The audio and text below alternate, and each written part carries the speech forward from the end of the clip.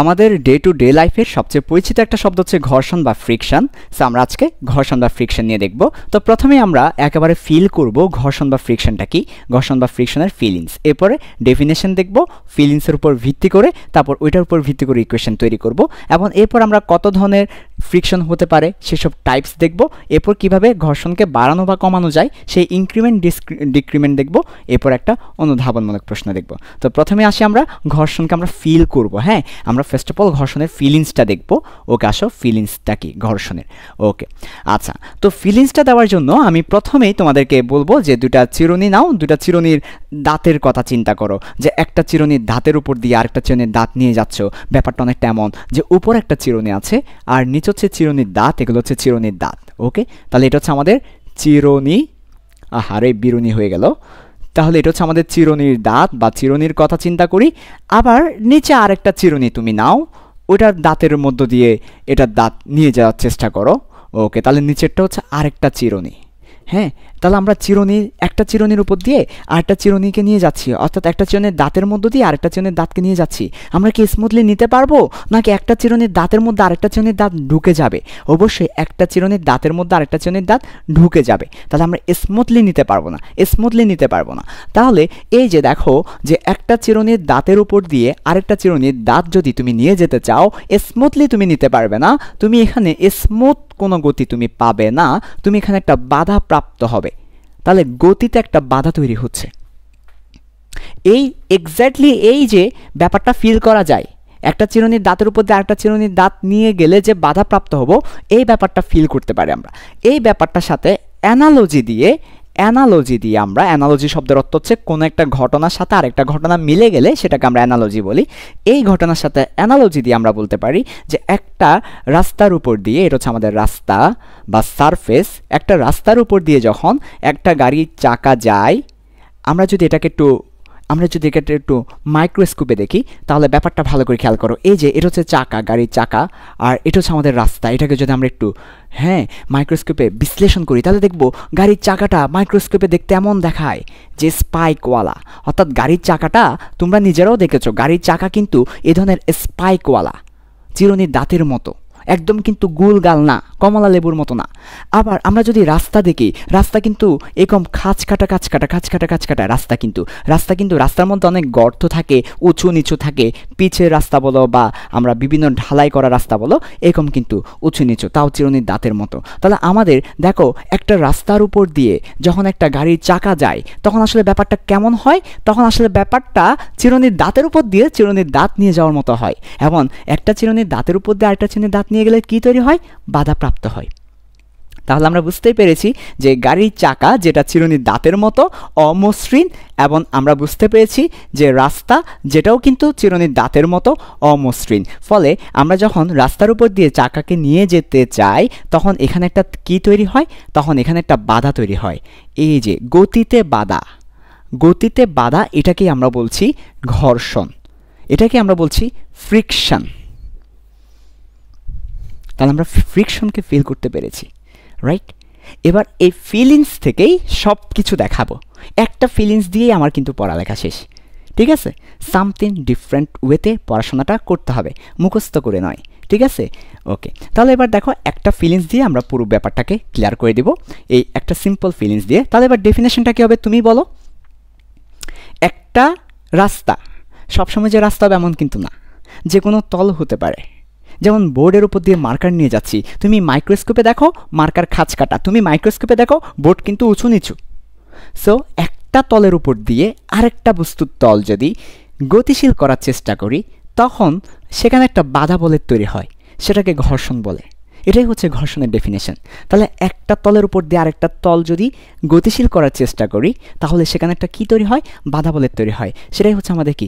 ঘর্ষণ বল, ঠিক আছে? তাহলে একটা সারফেসের উপর দিয়ে অ্যানাদার সারফেস যদি আমরা মুভ করার ট্রাই করি, দেয়ার ইজ এ কি, সেখানে একটা আমাদের রিটার্ডেশন ফোর্স, অথবা সেখানে একটা আমাদের বাধা বল তৈরি হয়, সেখানে একটা অপোজিট ফোর্স তৈরি হয়, যেটা আমাদের গতিটাকে কমিয়ে দেয়, সেটাকে আমরা ঘর্ষণ বলছি। সো আমরা চলো দেরি না করে ফিলিংস থেকে ডেফিনেশনটা সাজিয়ে ফেলি, এবং ডেফিনেশন থেকে আবার সেই ফিলিংস দিয়ে আমরা ইকুয়েশনটাকে নিয়ে আসবো, এক ফুটাও মুখস্থ না। ওকে, তাহলে ডেফিনেশন ফর এক্সাম এক্সামে যদি কোনো ডেফিনেশন আমাদেরকে লিখতে হয় আমরা লিখে দিয়ে আসব একটি তলের উপর দিয়ে, একটি তলের উপর দিয়ে অন্য একটি তল গতিশীল করলে যে বাধা বল তৈরি হয় সেটাকে আমরা কি বলি? ফ্রিকশন বলি, ঘর্ষণ বলি। ওকে, আচ্ছা ঠিক আছে। ওকে, এরপর চলে আসো, এবার আমরা দেখব ইকুয়েশনটা। এবার আসো ইকুয়েশনটা, ঘর্ষণের ইকুয়েশনটা দেখবো আমরা এবার। সো দেখো, একদম ফিলিংস থেকে ইকুয়েশনটা নিয়ে আসবো, এটাই হচ্ছে ফিজিক্সের মজাটা। সো কোনো কিছুই মুখস্থ করতে হবে না, হাজার হাজার ইকুয়েশন ফিজিক্সে আছে, বাট মুখস্থ করবো না, আমরা ফিলিংস দিয়ে করে ফেলবো। একটা বিষয় আমাকে একটু ক্লিয়ার করো তো, দেখো তো ভালো করে। দেখো, এটা হচ্ছে নিচের, আমরা উপরের চিরুনিটা আবার দেখাচ্ছি। এটা হচ্ছে আমাদের উপরের চিরুনি, আমরা ছোটো করে দেখাই, ছোটো পরিসরে দেখাই। এটা হচ্ছে আমাদের নিচের চিরুনি। সো এটা হচ্ছে আমাদের উপরে, আর এটা হচ্ছে আমাদের নিচে আছে। আচ্ছা ঠিক আছে, এখন একটা বিষয় আমাকে বলো তো, উপরের বস্তুটার ভর যদি বেশি হয়, উপরের বস্তুর ভর যদি বেশি হয়, তাহলে তার কি হবে? তার ওজনটা বেড়ে যাবে। তার ওজনটা যদি বেড়ে যায়, আমি উপরের দিকে তীর চিহ্ন দিয়ে বেড়ে যাওয়া বোঝাচ্ছি। ভর যদি বেড়ে যায়, ওজন বেড়ে যাবে। ওজন যদি বেড়ে যায়, আমরা জানি যে কোনো বস্তুর ওজন নিচের দিকে কাজ করে। তাহলে এটাকে, ব্যাপারটা কীভাবে চিন্তা করা যায়? একজন মানুষ বিছানায় শুয়ে আছে, তার উপর একজন মোটা মানুষ শুয়ে গেল, তাহলে ওই নিচে যে শুয়ে আছে ও কিন্তু অনেক বেশি প্রেশার ফিল করবে, রাইট? চাপ অনুভব করবে, রাইট? অথবা অনেক বেশি ওজন অনুভব করবে, কারণ উপরে একটা মোটা মানুষ শুয়ে আছে, তাই না? তো ব্যাপারটা হচ্ছে এই ধরনের, যে উপরে যদি ভারী, ভরযুক্ত, ভারী শব্দটা আসছে ভর থেকে ভারী, ভারী বা ওজন বেশি এ ধরনের কোনো কিছু থাকে, তাহলে কি হবে? তাহলে হচ্ছে এই যে দাঁত আছে না, দাঁতগুলা বেশি ঢুকে যাবে, অর্থাৎ এটা যে অমসৃণ, ওইটা অপরটার খাঁজের মধ্যে বেশি ঢুকে যাবে। তাহলে উপরের বস্তুর ভর বেশি হলে, ওজন বেশি হলে ঢুকে যাবে বেশি। তাহলে কথাটাকে আমরা লিখব ঢুকে যাবে বেশি। হ্যাঁ, ঢুকে যাবে বেশি, বি পজিটিভ, বি নেগেটিভ, যেটা ইচ্ছা বলো, সমস্যা নেই। ঢুকে যাবে বেশি, যদি ঢুকে যায় বেশি, তাহলে ঢুকে যাবে বেশি, খাঁজের মধ্যে ঢুকে যাবে বেশি। ঢুকে যদি বেশি যায়, তাহলে বাধাগ্রস্ত হবে বেশি। দেখো না তুমি, একটা চিরুনির দাঁতের মধ্যে আরেকটা চিরুনির দাঁত অনেক গভীরে ঢুকে গেছে, বেশি ঢুকে গেছে, হ্যাঁ, তাহলে কিন্তু যেতে পারবে না, বাধা পাবে। এই বাধাটাকেই তো বলছি ঘর্ষণ। তাহলে ঘর্ষণটা বেড়ে যাবে। ওকে, তাহলে দেখো, উপরের বস্তুর ভর বেশি হলে বা ওজন বেশি হলে ঘর্ষণটা কি হয়ে যায়? বেড়ে যায়। সো আমরা কি এখান থেকে বলতে পারি যে ঘর্ষণ সমানুপাতিক কি ওজন? ওজন বলের কারণে তো ঢুকছে, ওজন বলের কারণে তো ঢুকছে। এখানে যদি মহাকর্ষণ না টানতো তাকে নিচের দিকে, সে যদি নিচের দিকে নাই আসতো, তাহলে কিন্তু ঘর্ষণ বেশি হতো না, ঢুকতো না বেশি। তাহলে ঘর্ষণ সমানুপাতিক ওজন। আচ্ছা ভাই, এটাকে মুখস্থ করছি? না ভাই, ফিল দিয়ে। ওকে, তাহলে এবার আসো, ঘর্ষণ সমানুপাতিক ওজন। এখান থেকে আমরা বলতে পারি ঘর্ষণ বল ছোট হাতের এফ সমানুপাতিক ওজন। ওজন হচ্ছে আমাদের mg। এম কে ওই বস্তুটার ভর, mg। ভাই সমানুপাতিক তুলে দিব, সমানুপাতিক তুলে দিলে একটা কি দিতে হয়? ধ্রুবক দিতে হয়। দিলাম সমানুপাতিক ধ্রুবক কে। কে হচ্ছে সরকারি মাল, সরকারি সম্পত্তি, সমানুপাতিক ধ্রুবক সবার ক্ষেত্রে এটা। এবার এই সরকারিকে যদি তুমি প্রাইভেট করে ফেলতে চাও, তাহলে কিন্তু বিভিন্নভাবে প্রাইভেট করা যায়। আমি চাচ্ছি এই সমানুপাতিক ধ্রুবকটাকে ঘর্ষণের জন্য প্রাইভেট করে ফেলবো। আমরা ওই সমানুপাতিক ধ্রুবককে আর সমানুপাতিক ধ্রুবক সরকারি মাল রাখবো না, আমরা এই সমানুপাতিক ধ্রুবককে ঘর্ষণের জন্য প্রাইভেট করে ফেলবো। তাহলে এটাকে আমরা নাম দিব ঘর্ষণ গুণাঙ্ক। এই যে ঘর্ষণ গুণাঙ্ক, যেটাকে ইংলিশে বলা হচ্ছে ফ্রিকশন ফ্যাক্টর, ফ্রিকশন কোএফিসিয়েন্ট অথবা ফ্রিকশন ফ্যাক্টর, ঘর্ষণ গুণাঙ্ক। এই ঘর্ষণ গুণাঙ্ক যখন বলে ফেলবো, তখন ওই সমানুপাতিক ধ্রুবককে আর সরকারি রাখা যাবে না, প্রাইভেট করে দিতে হবে। এই প্রাইভেট সমানুপাতিক ধ্রুবককে আমরা প্রকাশ করি মিউ মতো করে। এই যেটাকে বলা হয় মিউ। বিড়াল কীভাবে ডাকে? মিউ। বিড়াল কীভাবে ডাকে? মিউ। এই মিউটা হচ্ছে ঘর্ষণ গুণাঙ্ক, ফ্রিকশন কোএফিসিয়েন্ট, সমানুপাতিক ধ্রুবক। এটাই হচ্ছে আমাদের ঘর্ষণের ইকুয়েশন। Wow, nice.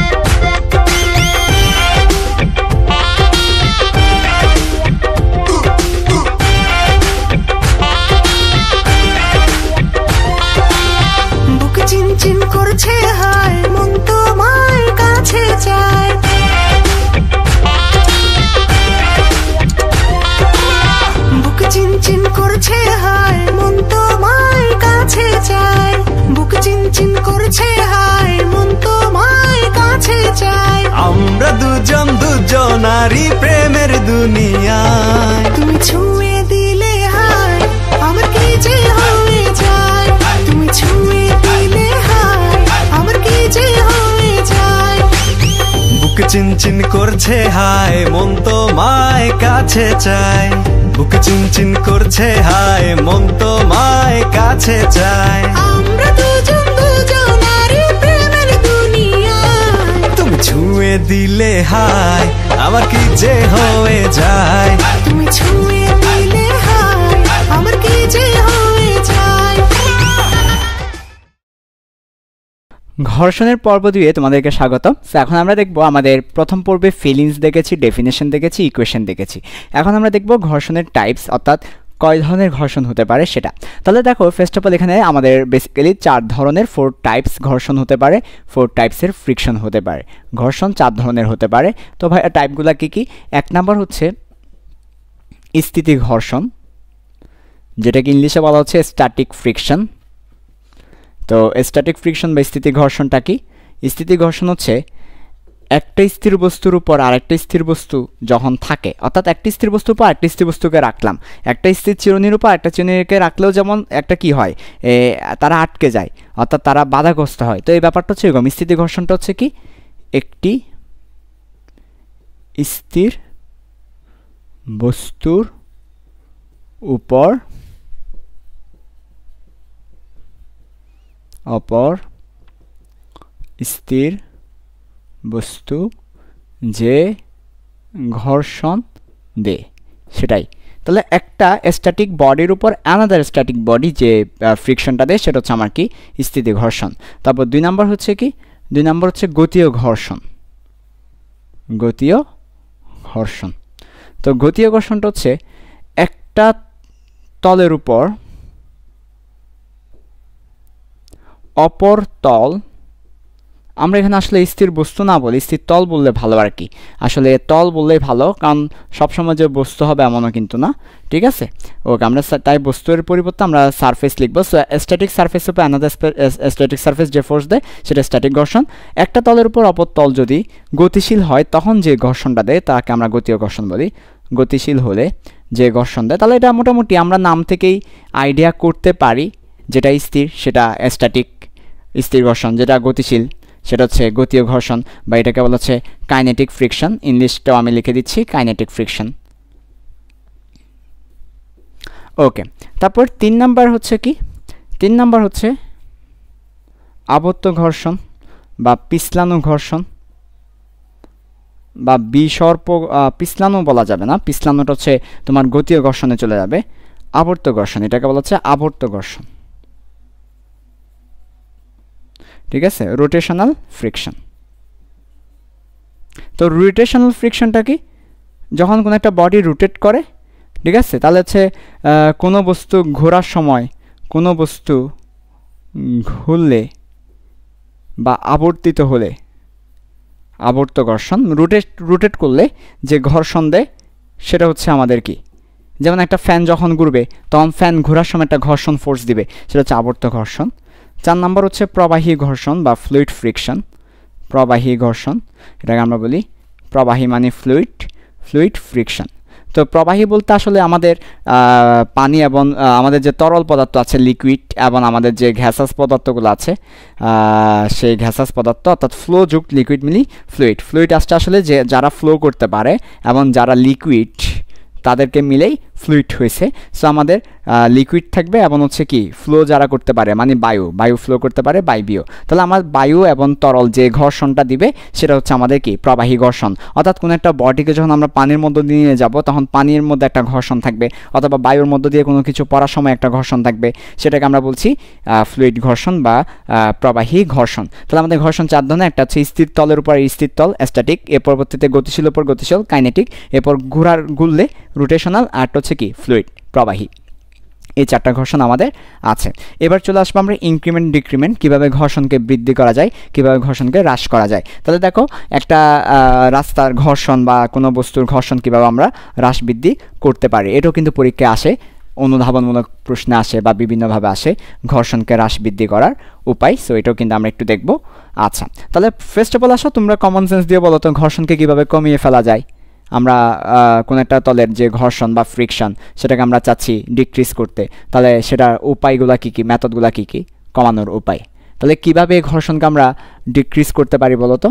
একটা হচ্ছে তোমরা হয়তো আমাকে বলবে ভাইয়া আপনি তেল, তারপরে হচ্ছে মোবিল, তারপরে গ্লিস এসব ব্যবহার করলে, হ্যাঁ আমরা জানি কোনো একটা সারফেসে যদি কোনো সারফেসে তেল, মোবিল, গ্লিস দিলে সেটা অনেক বেশি কী হয়ে যায়, স্লাইড ইন হয়ে যায় এবং ঘর্ষণটা কমে যায়। তাহলে আমরা তেল, মোবিল, গ্লিস ব্যবহার করে ঘর্ষণটা কী করতে পারি, কমাতে পারি। এরপর তোমরা বলতে পারো বেয়ারিন আমরা দেখেছি চাকার সাথে বা ফ্যানের সাথে বেয়ারিন দেয়। বেয়ারিনটাতে ওই যে তোমরা স্পিনটার ঘোরাও না, ওই যে স্পিনটারের মতো, বা বেয়ারিন হচ্ছে আসলে কি, বেয়ারিনটা হচ্ছে তোমার স্মুথলি ঘোরার জন্য, অর্থাৎ সে তোমার রোটেশনাল যে ফ্রিকশনটা সেটা কমিয়ে দেয়, স্মুথলি ঘুরতে সাহায্য করে। তাহলে বেয়ারিন ব্যবহার করে। তারপর 3 নাম্বার হচ্ছে আমরা একটা কাজ করতে পারি, সেটা হচ্ছে আমাদের রাস্তাটাকে মসৃণ করে। তাহলে রাস্তাকে মসৃণ করে দিতে পারি আমরা, রাস্তা যাতে মসৃণ থাকে, মসৃণ করে দিতে পারি, মসৃণ করে। তো আমরা এই ব্যাপারগুলা করতে পারি। তাহলে বেয়ারিন ব্যবহার করে, তেল, মোবিল, গ্লিস ব্যবহার করে রাস্তাকে মসৃণ করে বা কোনো সারফেসকে মসৃণ করে আমরা এই কাজটা করতে পারি। এখানে দেখবা যে কোনো একটা নতুন রাস্তায় যখন পিচ করার পরে তার পরবর্তীতে একটা এই গোল চাকার গাড়ি, অথবা তোমরা দেখেছো স্টেডিয়ামের ক্ষেত্রে, স্টেডিয়ামে পিচকে যখন তোমার পিচকে ঠিক রাখার জন্য একটা গোল চাকার গাড়ি যায়। এটা আসলে কি করে জানো? ওই রাস্তাকে মসৃণ করে বা সারফেসকে মসৃণ করে। এবার চলে আসো ফ্রিকশনকে বাড়ানোর উপায় কী কী, বৃদ্ধি করব কিভাবে, how to increase friction of A surface, বৃদ্ধি করার উপায় কী কী। তো বৃদ্ধি করার উপায় হচ্ছে আসলে কি করতে পারো তোমরা, চাকার সাথে আমরা কি করতে পারি, ব্লেড যুক্ত করতে পারি। তাহলে এটাকে আমরা বলবো কাঁটাযুক্ত। হ্যাঁ, কাঁটাযুক্ত বলা ঠিক না, আসলে কাঁটা বা স্পাইক যুক্ত বলা ঠিক না, ব্লেড বলতে পারি আমরা। আসলে চাকার সাথে আসলে যেটা যুক্ত করি, ব্লেড যুক্ত চাকা ব্যবহার করা।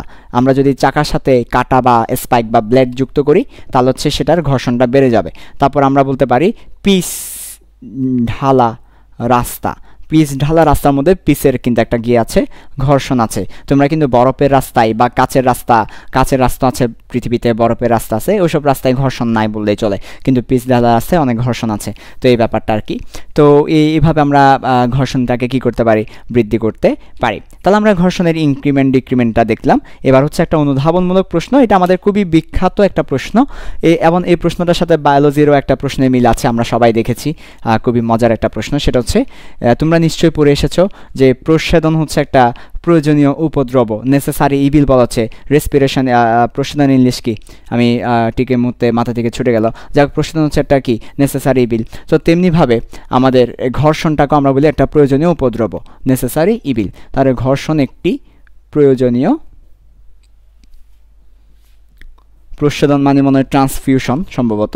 তাহলে দেখো ঘর্ষণ একটি প্রয়োজনীয় উপদ্রব, যেটাকে আমরা ইংলিশে বলি নেসেসারি ইভিল। অর্থাৎ নেসেসারি আবার সেটা খারাপও, ইভিল মানে খারাপ, নেসেসারি মানে আবার ভালো। তাহলে দরকার বেদরকার, এটা হচ্ছে আমরা যদি সহজ বাংলা বলি, ঠিক আছে, দরকার বেদরকার। আচ্ছা যাক, নেসেসারি ইভিল। তো দেখো ঘর্ষণ একটি প্রয়োজনীয় উপদ্রব, এটাকে যখন আমার অনুধাবনে ব্যাখ্যা করতে বলে, সো আমরা পরীক্ষার খাতায় কীভাবে লিখবো উত্তরটা, সো আমাকে 2-2 পেতে হবে। তো প্রথম দিকে আমাকে বলতে হবে যে ঘর্ষণ ছাড়া, ঠিক আছে, কোনো বস্তু গতিশীল হতে পারে না, গতিশীল থাকতে পারবে না, সে পিছলিয়ে পড়ে যাবে। ঠিক আছে, কোনো বস্তু গতিশীল থাকতে পারবে না, ঠিকমতো গতিশীল থাকতে পারবে না, সে পিছলিয়ে পড়ে যাবে, পিছলিয়ে পড়ে যাবে। ঘর্ষণ কিন্তু আমাদের কি করছে, পিছলিয়ে পড়ে যাওয়া থেকে কি করছে, রোধ করছে। আবার ঘর্ষণ বেশি হলে আমাদের গতি কি হয়, কমে যায়। আবার ঘর্ষণ বেশি হলে আমাদের যে গতি আছে সে গতিটা কমে যায়। তাহলে গতিটা বাড়াতে আমাদের আবার নতুন করে জ্বালানি খরচ করতে হয়, বিভিন্নভাবে খরচ করতে হয়। তাহলে আমরা বলতে পারি ঘর্ষণ আমাদের দরকার, আবার কি, ঘর্ষণ আমাদের দরকার, আবার এটা আমাদের জন্য কি, ঘর্ষণ আমাদের দরকার, আবার আমাদের কি করে, গতিকে কমিয়েও দেয়, গতিকে কমিয়ে দেয়। তাই এটাকে আমরা কি বলি, তাই ঘর্ষণকে আমরা ঘর্ষণকে প্রয়োজনীয় উপদ্রব বলা হয়। তো আমি খুবই ছোট করে লিখে দিয়েছি, আরও কিছু কথা লিখবে তোমরা। উপদ্রব বলা, আমি মূল কথাটা লিখেছি, তোমরা এবার লিখবে যে ঘর্ষণ ছাড়া কোনো বস্তু দাঁড়াতে পারবে না, কোনো বস্তু দাঁড়াতে, গতিশীল হতে, তার পরবর্তীতে হচ্ছে শুতে, বসতে, কিছুই পারবে না ঘর্ষণ ছাড়া। ঘর্ষণ ছাড়া দুনিয়া চলতে পারে না। আবার ঘর্ষণ থাকলে সেটা আবার গতিকে কমে দেয়, ফলে গতি বাড়াতে আমাদের আবার বিভিন্ন ধরনের জ্বালানি খরচ করতে হয়, বিভিন্ন কাহিনী করতে হয়। তাহলে ঘর্ষণটা আমাদের দরকার, আবার বেদরকার। তাই আসলে এটাকে আমরা প্রয়োজনীয় উপদ্রব বলছি। আমি মূল কথা লিখেছি, তবে এইটুকু লিখলে তোমাকে 1 দিবে, সর্বোচ্চ 2 দিবে না, তোমাকে আরও কিছু কথা লিখতে হবে 1++এর জন্য, অর্থাৎ 2 এ 2 পাওয়ার জন্য। ওকে, তাহলে মোটামুটি আমরা ঘর্ষণ সম্পর্কে আলোচনা করেছি।